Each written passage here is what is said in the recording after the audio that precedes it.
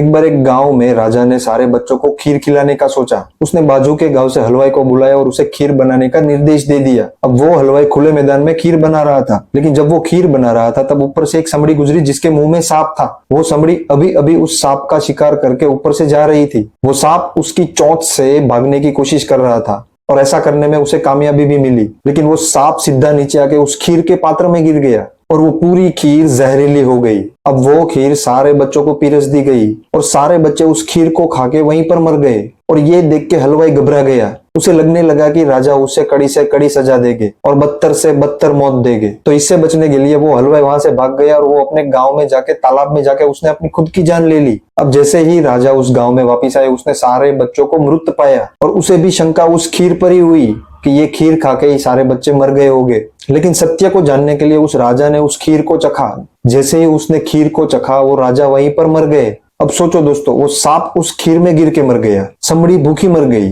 बच्चे खीर खा के मर गए, राजा खीर चख के मर गया और वो हलवाई तालाब में अपनी जान देकर मर गया। अब मरने के बाद इन सबकी आत्मा पहुंची यमराज के पास और सब अपना न्याय मांग रहे थे। यमराज भी कंफ्यूज हो गए कि यहाँ पर ब्लेम किसका था, यहाँ पर असल में दोषी कौन है। तो ये जानने के लिए यमराज स्वयं धरती पर आए और जैसे ही यमराज धरती पर आए उसे राजा के गांव के बारे में कुछ नहीं पता था और वो चलते चलते राजा का गांव ढूंढ रहे थे। और जैसे ही यमराजा चलते चलते उस गांव के पास पहुंचे, वहां पर एक आदमी बैठा था जिसने उसको पूछा कि क्या ये वही गांव है जहां पर बहुत सारे बच्चों की मौत हो गई। तो उस आदमी ने उसे बताया कि हाँ ये वही गांव है, लेकिन आप कहाँ जा रहे हो। तो यमराजा ने बताया कि मैं वहीं जा रहा हूँ। तो उस आदमी ने उस यमराजा को चेतावनी दी कि वहां पर मत जाना, वहां राजा सबको खीर खिला के मार रहा है। इतना सुनने के बाद यमराजा को यकीन हो गया कि दोष किसका था। ये लोग जो मर गए उसमें से किसी का दोष हो या ना हो, लेकिन ऐसे दोषी आपको हर जगह पर मिलेंगे जिसे कुछ पता ही नहीं है, फिर भी लोगों को ये बता रहे हैं कि उस राजा ने सबको खीर खिला के मार दिया। और दोस्तों यही हमारे समाज के साथ हो रहा है।